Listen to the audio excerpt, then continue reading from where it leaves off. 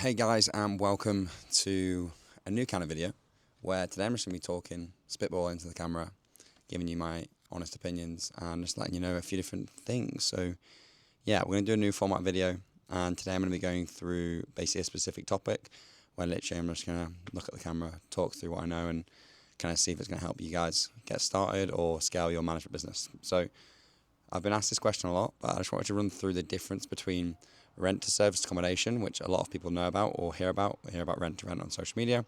A lot of people are pushing this whole rent to rent remote lifestyle, and then also Airbnb management. So let's just break the first two down, and we can break down the differences, etc. So rent to service accommodation, rental arbitrage. This is where you rent a property from a landlord on a long-term basis with the agreement that you can let it out on a short-term basis.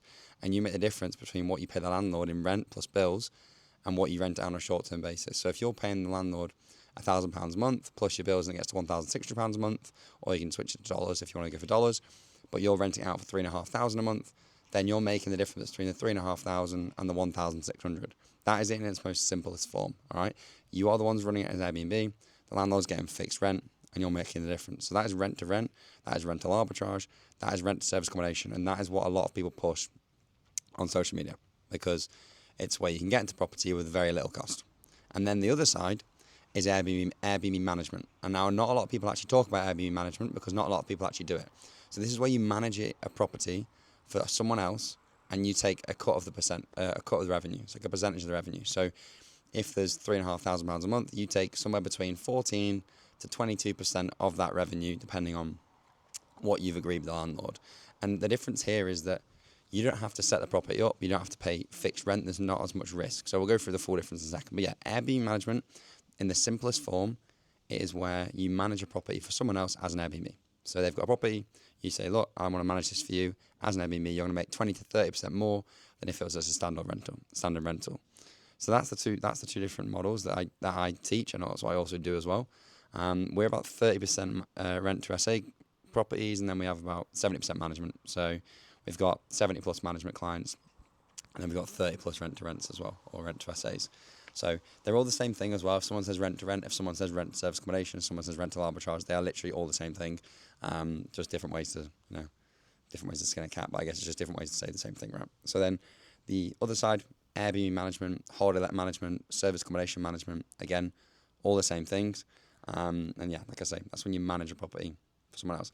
Now, the big difference between the two is the setup costs and also the risk. So with rent to service accommodation or rent to rent or rental arbitrage, the setup costs are a bit more. You're looking at about £3,000 to £5,000, or $3 to $5 US as well, because you want to pay the rent, you got to pay the deposit, you got to furnish the place, but you'll finance the furniture, and more on that later. So there are ways to bring the cost down, but realistically, you're looking at about £3,000 to £5,000. But you're going to get more reward. So with a rent to rent property or rent to SA property, you're going to make about £1,000 profit per month per deal, if not more. Sometimes, we have one property that's making like £2,500 a month. There's one property making like £4,000 a month. But with that reward comes bigger risk, right? Because you're guaranteeing the rent each month. So you've got to pay the rent each month, and there's that bigger startup cost as well. Now, with Airbnb management, there is zero startup cost. You literally get paid to set up properties. So if you go to a landlord, sell your service, sell their Airbnb management service, and in that regard there, I relate that to like a social media marketing agency. All you need to know is know what Airbnb management is, know how to manage an Airbnb, and you can sell the service to someone. When you go to that landlord, you're going to offer them a staging cost. So you're going to stage the property for them, which you get paid for. So off the bat, you actually get paid to start. Apart from small fees like setting up the company, etc., something like accounts, maybe a small website, the rest of it, you actually get paid to start, and there's no risk. You don't have to guarantee rent the property. You literally take an onboarding fee, somewhere between £500 to £1,000. So you get paid to onboard the property. You get paid to stage the property, somewhere between £1,000 to £3,500 if you get it right, staging and doing the interior design, etc. And then you're going to get paid to manage it as well. So that is why I push Airbnb management so much, right? Because you can literally start with zero capital. As long as you've got enough to get the education piece and learn from the right people, then you can literally start from zero with zero money.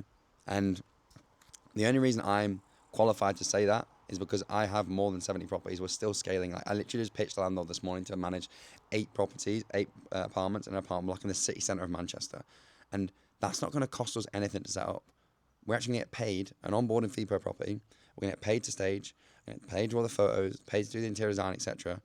And then we're going to get paid on a monthly basis as well with no risk. The only risk is that you don't fill the property and you don't get paid. But that's the whole point. You get paid when you actually fill the property, right? And the only risk is your reputation. No one wants to lose a reputation, so make sure you're educated right, and then you can offer the service that they can provide. So yeah, simply, hopefully that makes a lot of sense. There's a lot of, I get this question all the time, what is the difference between rent to rent and rent to SA and rental arbitrage and Airbnb management? Well, there is a difference.